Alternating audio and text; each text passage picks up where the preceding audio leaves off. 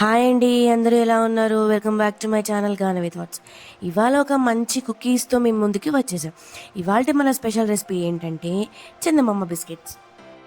ఈ చందమామ బిస్కెట్స్ ఎంత బాగుంటాయంటే నోట్లో వేస్తే ఇట్టే కరిగిపోతాయి. చాలా టేస్టీగా సాఫ్ట్గా ఉంటాయండి. మీ ఇంట్లో చాలా ఈజీగా పర్ఫెక్ట్గా చేసుకునే జస్ట్ 3 ఇంగ్రీడియంట్స్ ఉంటే చాలు టేస్టీగా ఈ మూన్ బిస్కెట్స్ తయారు చేసుకోవచ్చు. ఎలా చేసుకోవాలో ఇప్పుడు చూసేద్దాం. చందమామ బిస్కెట్స్ చేయడానికి ఒక మిక్సీ జార్లో చక్కెర తీసుకొని గ్రైండ్ చేసుకొని పక్కన పెట్టుకుందాం. ఇక్కడ నేను 1 కప్ ఆఫ్ పిండితో చేస్తున్నా కాబట్టి నేను 3 table spoons of sugar grind చేసుకుంటున్నాను అండి. గ్రైండ్ చేశాక ఒక మిక్సింగ్ బౌల్లో వేసుకుందాం. ఇందులో 1/2 కప్ వరకు గీ తీసుకుందాం. నేను ఇక్కడ 1/2 కప్ కన్నా తక్కువ అంటే 1/3 కప్ వరకు తీసుకున్నా. నేను పిండి కలిపేటప్పుడు మిగతా గీ యాడ్ చేసుకుంటూ కలుపుకుంటా. అయితే ఇక్కడ మనకి ఒక్కొక్క పిండి గుణాన్ని బట్టి నెయ్యి అనేది అబ్జర్వ్ చేస్తుండండి. కాబట్టి మనం ముందు కొంచెం తక్కువ తీసుకుంటే చాలా ఈజీ ఉంటుంది. ఇప్పుడు మనం తీసుకున్న షుగర్ అండ్ నెయ్యి మంచిగా మిక్స్ చేసుకోవాలి. ఇలా చేసుకోవడం వల్ల బిస్కెట్స్ చాలా బాగుంటాయండి. సాఫ్ట్గా క్రిస్పీగా వస్తాయి. క్రీమీ టెక్స్చర్ వచ్చేలాగా మిక్స్ చేసుకోవాలి మనం. ఇలా క్రీమీ కన్సిస్టెన్సీ వచ్చాక నేను ఇక్కడ ఒక కప్పు మైదాపిండి తీసుకుంటున్నాను అండి. మైదాపిండి ప్లేస్లో మీరు గోధుమ పిండి అయినా యూస్ చేసుకోవచ్చు. ఈ పిండిలో ఇప్పుడు చిటికెడ వంట సోడా వేసుకుంటున్నాను. వంట సోడా అనేది కంప్లీట్గా మీ ఆప్షనల్ అండి. వంట సోడా వేసుకున్న తర్వాత చిటికెడ సాల్ట్ వేసుకోండి. సాల్ట్ వేసుకోవడం వల్ల బిస్కెట్ చాలా సాఫ్ట్గా వస్తాయండి. ఈ పిండి మొత్తం ఇప్పుడు జల్లించుకున్న తర్వాత మంచిగా మిక్స్ చేసేసుకోండి.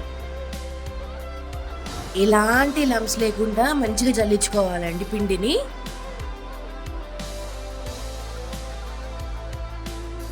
ఈ పిండిలో మాత్రం అస్సలు మిల్క్ యాడ్ చేయొద్దు, వాటర్ యాడ్ చేయదండి.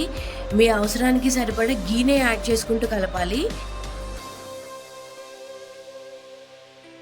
మనం ముందు వేసుకున్న నెయ్యితో మాత్రమే మిక్స్ చేసుకున్నప్పుడు పిండి కలిపిన తర్వాత ఇట్లా పట్టుకుంటే మనకు ఒక ముద్దలాగా ఫామ్ అవ్వాలండి. ఆ టైంలో మాత్రమే మనం మిగిలిన గీ ఉంటుంది కదా, ఆ గీ యాడ్ చేసుకొని పిండి మొత్తం చపాతి పిండి కన్నా కొంచెం సెమీ సాఫ్ట్ లాగా కలుపుకొని పక్కన పెట్టేసుకోవాలి. చూసారా, ఇలా కలుపుకోవాలండి. మరీ పిండి అనేది సాఫ్ట్గా ఉండొద్దు, మరీ హార్డ్గా ఉండొద్దు. సెమీ సాఫ్ట్గా ఉంటే సరిపోతుందండి. ఇప్పుడు ఈ పిండిని ఒక 10 మినిట్స్ వరకు రెస్ట్ ఇచ్చేద్దాం. ఈలోపు మనం ఒక బేకింగ్ ట్రే తీసుకొని ఆ బేకింగ్ ట్రేకి గీ అప్లై చేయాలండి. ఇప్పుడు ఆ పిండి ముద్దను తీసుకొని ఒక 2 మినిట్స్ వరకు మంచిగా కలుపుకొని మీరు బిస్కెట్స్ ఎక్కడైతే చేసుకోవాలనుకుంటున్నారో ఆ ప్లేస్లో ముందుగా గీ అప్లై చేయండి. గీ అప్లై చేసి ఆ పిండి ముద్దకి మంచి కరెక్ట్గా స్ప్రెడ్ చేసేయండి. మీకు ఒకవేళ హ్యాండ్స్లో స్ప్రెడ్ చేయడం ఇబ్బందిలాగా అనిపిస్తే రోలర్ ఉంటుంది కదండి, రోలర్ సహాయంతో కొంచెం మంచిగా నీట్గా స్ప్రెడ్ చేయండి. కాస్త మందంగా స్ప్రెడ్ చేస్తేనే మీకు చందమామ బిస్కెట్ షేప్ వస్తాయండి. మరీ సాఫ్ట్గా టిన్గా మాత్రం స్ప్రెడ్ చేయకండి, కొంచెం మందంగా స్ప్రెడ్ చేసి పెట్టుకోండి. ఒకవేళ మీరు రోలర్ సహాయంతో రోల్ చేయాలనుకుంటే మాత్రము ఖచ్చితంగా రోలర్కి కాస్త నెయ్యి అప్లై చేయండి. నెయ్యి అప్లై చేసి పిండి మీద కూడా కాస్త నెయ్యి అప్లై చేయండి, లేకపోతే పిండికి అతుక్కపోతుందండి. ఇప్పుడు ఈ పిండి ముద్దని గ్లాస్ హెల్ప్తో చందమామ బిస్కెట్స్ షేప్ వచ్చేలా కట్ చేసుకుందాం. నేను ఇక్కడ గ్లాస్ హెల్ప్తో చందమామ బిస్కెట్స్ కట్ చేస్తున్నా అండి.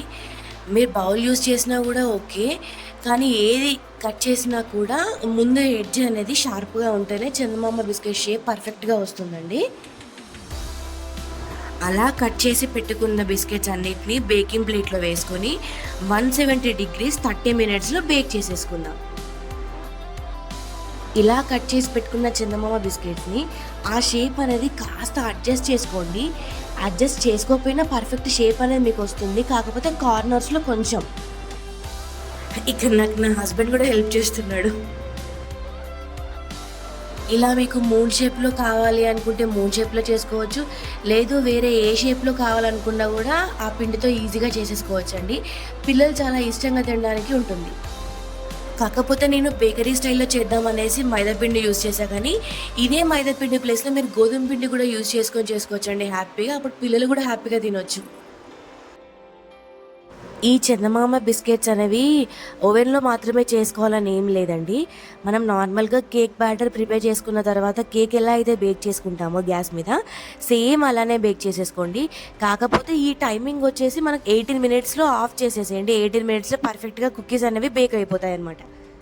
18 మినిట్స్ తర్వాత ఒక్కసారి నైఫ్ కానీ ఏదైనా స్పూన్ హెల్ప్తో ఆ బిస్కెట్స్ని ఇలా కొంచెం ఇలా టచ్ చేస్తే అది ఈజీగా వచ్చేసింది అంటే మాత్రం పర్ఫెక్ట్గా బేక్ అయిపోయినట్టు అర్థం అండి. చూసారా ఎలా చక్కగా వచ్చాయో? సేమ్ మన బేకరీలో తీసుకుంటే ఎలా అయితే ఉంటాయో యాజ్ ఇట్ ఈస్ అలానే ఉన్నాయండి.